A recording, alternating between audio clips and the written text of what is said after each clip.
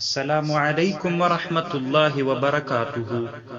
د حماسي کاروان د ګروپ ټولو ملګرو ټول هغه مسلمانان ورونه چې د ما بیا دغه تحقیق اوري. مسلمانان ورونو نننی عنوان مو داسې ده، په آس کې هم 50 جلد کتاب لیکلی ده. یعنی د آس په اړه دیغه نمونه او دیغه اعضاو په اړه علماو 50 جلد کتاب لیکلی ده. یعنی مطلب دا ده هغه متعلمین ورونه چې هغه د مدارسو طالبان وي او یا د پوهنتونونو د مکتبونو شاګردان وي، باید مون علم ته ډیر توجه وکړو او ځان په علمي تحقیقونو باندې مشغول وساتو. پخوا زمانه کې د من مخکینی د اسلام کم علما چې ول دومره لوی خدمت کړي وو چې ابو عبیده په نامه یو عالم تیر سوی ده. تنا د آس هغه اعضاوی چې په بدن کې د آس کوم رګونه دي، اډوکي دي، اعضاوی دي، د هغو په نومونو کې 50 جلد کتاب لیکلی ده. امام اسمعی چې دا یو لوی عالم دنیا کې تیر سوی، ډیر کتابونه لري. امام اسمعی رحمه الله وی زو ابا عبیده فضل ابن ربیع ته ورغللو.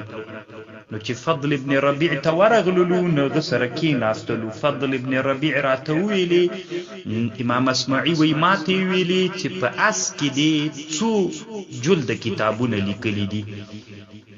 فراس آس یعنی د آس په اړه د 2 جلد کتاب لیکلی. ما ورته ویلي 1 جلد کتاب مې لیکلی. بیا یې وایي ابو عبیده ته مخ ور واړو چې تا 2 جلد کتاب د آس په اړه لیکلی ده. په هغه ورته ویلي 50 مجلدا 50 جلد کتاب مې د آس په اړه لیکلی ده. نو وای فضل ابن ربیع امر وکړ چې ورسئ لاړ سئ، تاسې دواړه خپل کتابونه راوړئ.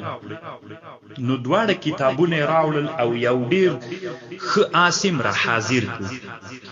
نو ابو عبیده ته یې وویلي چې اوس دغه کتاب ته دې ګوره، نوم یې هلته یادوه، دلته جای لاس پیک ده چې دغه جای، دغه نوم ده، دغه جای ده، دغه نوم ده، دغه جای ده.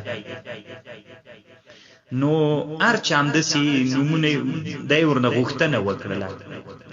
نو ده ورته ویلي، ابو عبیده ورته ویلي زه خو بیطار نه یم، یعنی زه خو څه د ډاکټرا د غواګانو یا د حیواناتو ډاکټر خو نه یم، زه صرف عربو کې دغه نومونه یادېږي، ما صرف په کتاب کې نومونه راجمع کړي، نورې زه پیژنم نه چې دغه شی ده. امام اسمعی وی ماته ویلي چې ته ورجګسه او کتاب کې دې چې کوم نوم ذکر کړی دا 1 جلد کې کتاب کې، نو نوم یې یاد کا او لاسم پې کېږده چې په اس کې دغه جي ته دغه نوم یادی، دغه جي ته دغه نوم یادی. وی زه راجګسومه، وی دا نستوړي مې رابډ وهل، چې نستوړي مې رابډ وهل او نو لغوک د اصل می شروع وکړله چې د غوږ د څوکې ته دا ویل کېږي، د هغه ته دا ویل کېږي، بیا د سوري ته دا ویل کېږي، بیا په دې سوري کې دا تاوجي ته دا ویل کېږي، ناسیې او تندي ته راغلم دې ته عین تر دا ورته ویل کېږي، دغه نوم ده، دغه ته دا ویل کېږي، عین د اس تر پوندې پورې لاړم، تر پښې پوندې پورې، تر حافر د اسه پورې مې ټول ورته ذکر کړل. نو بیا ما ته فضل ابن الربیع چې دا کم اسره حاضر کړي و دا یې ما ته په انعام کې راکړ چې اپرین څومره لوی خدمت یې کړی. نو ګوري مسلمانانو ورونو باید مونږ وخت عباس تیر نه کړو. علم څومره لوی خوند لري چې علماو دا اوس مونږ په انسان کې دومره جایونه لرو چې هغه ته مونږ په پښتو یا په فارسي کې نوم نه لرو چې مونږ څه ورته ووایو. نو هغوی په آس کې دومره لوی خدمت کړي و چې تر حد نه ډېر په دې باندې هغه علمي تحقیقات کړي ول. وی بیا ماته دا آس راک فضل ابن ربیع په انعام کې. وی کله به چې ما ابو عبیده په غوسه کاو نو زه به وی په همدغه آس باندې بیا ابو عبیده ته راغلم، یو قسم زور به مې ورکوده چې ما خو تا نه په انعام کې او په مناظره کې دغه آس او په علمي مباحثه کې دغه آس ګټلی ده. دغه خبر په تاریخ د بغداد کې ومستا. علامه خطیب بغدادي رحمه الله په تاریخ بغداد کې ذکر کړي. علامه ابن خلقان په وفیات العیان دویم جلد کې ذکر کړي. خو ابن خلقان دلته لیکلي دي چې یو روایت د سیم راځي چې دا سړی فضل ابن الربيع نو، دا هارون الرشید سلګ نور زیادت خبرم ستاغه دی، ما مقصد نه ده.